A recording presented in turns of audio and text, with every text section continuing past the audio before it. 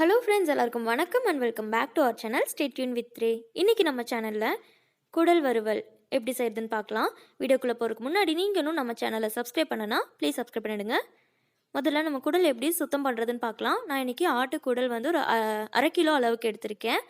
முதல்ல தண்ணியில் போட்டு நல்லா இந்த மாதிரி அலசி எடுத்துகிட்டு ஒவ்வொன்றா எடுத்து பாருங்கள். இந்த மாதிரி அங்கங்கே சில கழிவுகள் வந்து ஒட்டிகிட்ருக்கும்.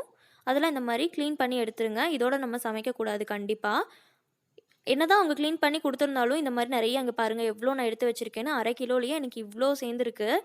கண்டிப்பாக அதெல்லாம் க்ளீன் பண்ணிடணும். க்ளீன் பண்ணக்கப்புறமா நல்லா ஒரு 6-7 தடவை மொத்தமாக இந்த குடலை வந்து நம்ம கழுவணும்.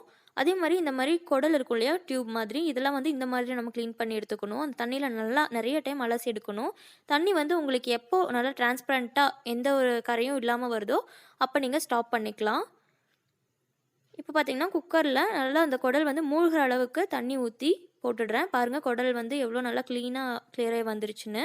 இதுக்கு தேவையான உப்பும் மஞ்சள் தூள் ஒரு 1/2 டேபிள் ஸ்பூன் அளவுக்கு போட்டு 8 விசில் அளவுக்கு விட்டு எடுத்துக்கலாம். அப்போ தான் நல்லா சாஃப்டாக வேகும்.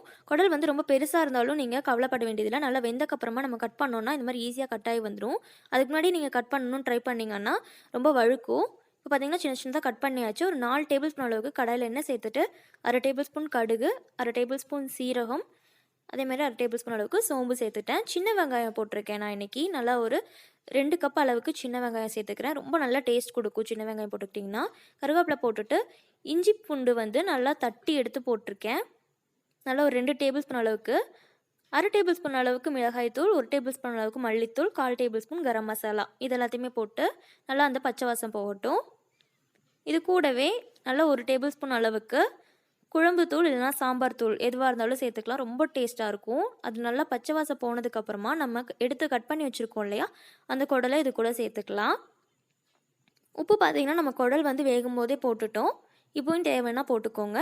மிளகு பார்த்திங்கன்னா ஒரு 1/2 டேபிள் ஸ்பூன் அளவுக்கு நல்லா 1க்கு 2 தட்டி எடுத்துருக்கேன். அதையும் இது கூட சேர்த்துக்கிறேன் ஃபைனலாக.